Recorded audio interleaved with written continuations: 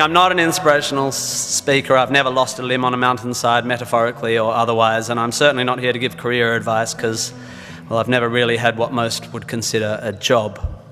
However, I have had large groups of people listening to what I say for quite a few years now, and it's given me an inflated sense of self-importance.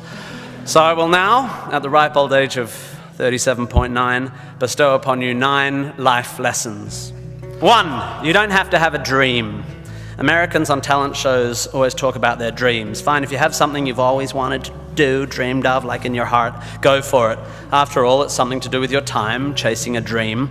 And if it's a big enough one, it'll take you most of your life to achieve, so by the time you get to it and are staring into the abyss of the meaninglessness of your achievement, you'll be almost dead, so it won't matter. I never really had one of these dreams, and so I advocate passionate dedication to the pursuit of short-term goals. Be micro-ambitious. Put your head down and work with pride on whatever is in front of you. You never know where you might end up. Just be aware the next worthy pursuit will probably appear in your periphery, which is why you should be careful of long-term dreams. If you focus too far in front of you, you won't see the shiny thing out the corner of your eye. 2, don't seek happiness. Happiness is like an orgasm. If you think about it too much, it goes away.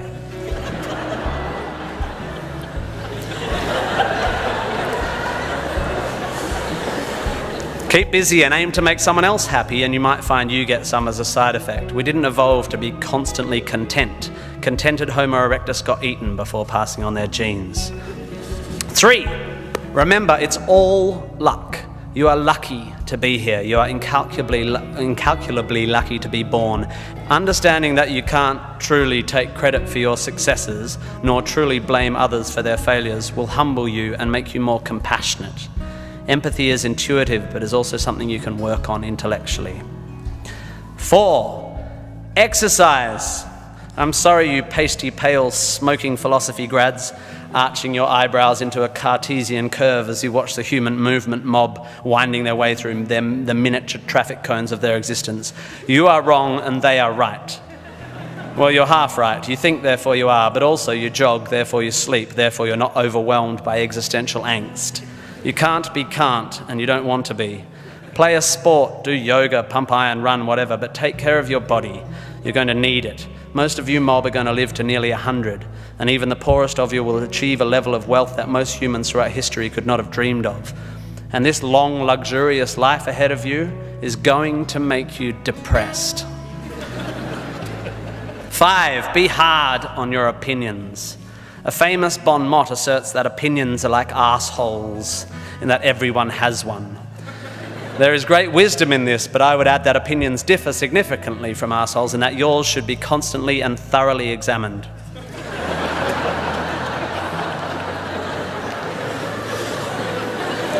We must think critically and not just about the ideas of others. Be hard on your beliefs. Take them out onto the veranda and hit them with a cricket bat.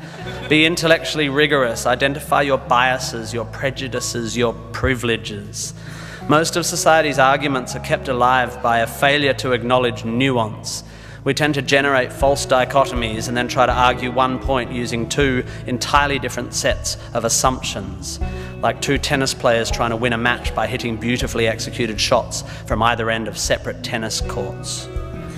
6, be a teacher. Please, please, please be a teacher. Teachers are the most admirable and important people in the world. You don't have to do it forever, but if you're in doubt about what to do, be an amazing teacher. Even if you're not a teacher, be a teacher. Share your ideas. Don't take for granted your education. Rejoice in what you learn and spray it. 7, define yourself by what you love.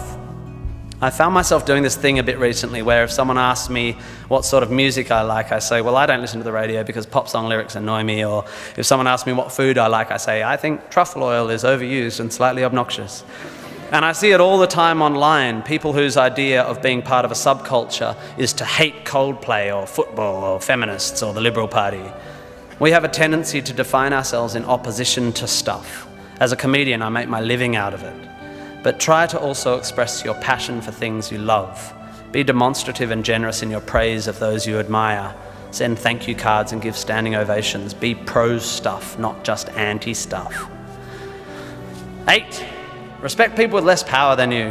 I have in the past made important decisions about people I work with, agents and producers, big decisions based largely on how they treat the wait staff in the restaurants we're having the meeting in. I don't care if you're the most powerful cat in the room, I will judge you on how you treat the least powerful. So there. 9, finally, don't rush. You don't need to already know what you're going to do with the rest of your life. Don't panic. You will soon be dead. Life will sometimes seem long and tough, and God, it's tiring. And you will sometimes be happy and sometimes sad, and then you'll be old, and then you'll be dead. There is only one sensible thing to do with this empty existence, and that is fill it. Not fill it, fill it. Life is best filled by learning as much as you can about as much as you can, taking pride in whatever you're doing, having compassion, sharing ideas, running, being enthusiastic. And then there's love and travel and wine and sex and art and kids and giving and mountain climbing, but you know all that stuff already. It's an incredibly exciting thing, this one meaningless life of yours. Good luck, and thank you for indulging me.